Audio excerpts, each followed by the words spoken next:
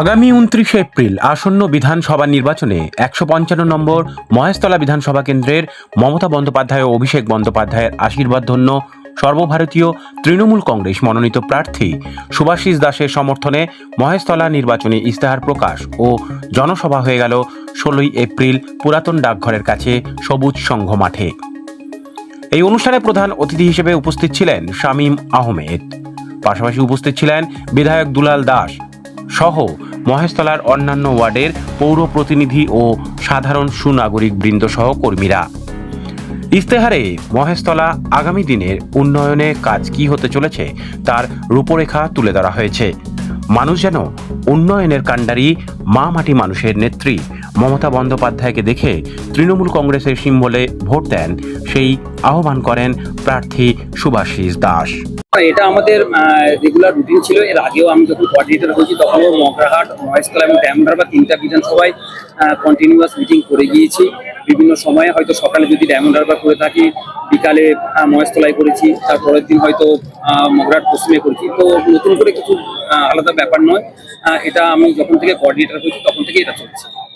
শামীমদা, BJP ইতিমধ্যে জানিয়েছে যে সমস্ত প্রকল্পগুলো দিদি করেছে তার সব দ্বিগুণ বাড়িয়ে দিয়েছে, সেটা নিয়ে আপনাদের রিয়াকশন? বিজেপি তো বলেছিল 15 লাখ টাকা করে প্রত্যেকের অ্যাকাউন্টে দেবে। আগে ওই অ্যাকাউন্টে টাকাগুলো তো দিক, তারপর অন্য কিছু কি বলছে আমরা পরে শুনবো।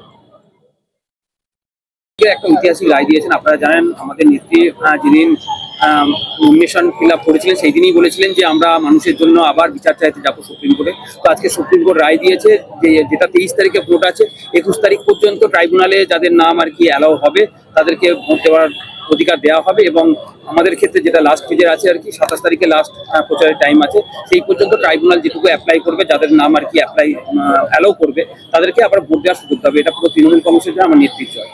মুখ্যমন্ত্রী জানেন আমাদের শুভাশিস দা বা আমি যখন প্রচারে বেরোচ্ছি, সাধারণ মানুষ রাস্তায় নেমে আসছে আশীর্বাদ করার জন্য, দোয়া করার জন্য যে মমতা বন্দ্যোপাধ্যায় এবং আমার সাংসদ অভিষেক বন্দ্যোপাধ্যায় যে ডেভেলপমেন্টের কাজ করেছে মহেশতলা জুড়ে বা ড্যামনহারবার লোকসভা জুড়ে, তার জন্য মানুষ, সাধারণ মানুষ যখন তৃণমূল কংগ্রেসের কোনো প্রার্থী যখন রাস্তায় নামছে, যখন প্রচারে যাচ্ছে, তখন তারা আশীর্বাদ করার জন্য রাস্তায় নেমে আসছে, রাস্তায় দাঁড়িয়ে তারা সকলে আশীর্বাদ দোয়া করছে।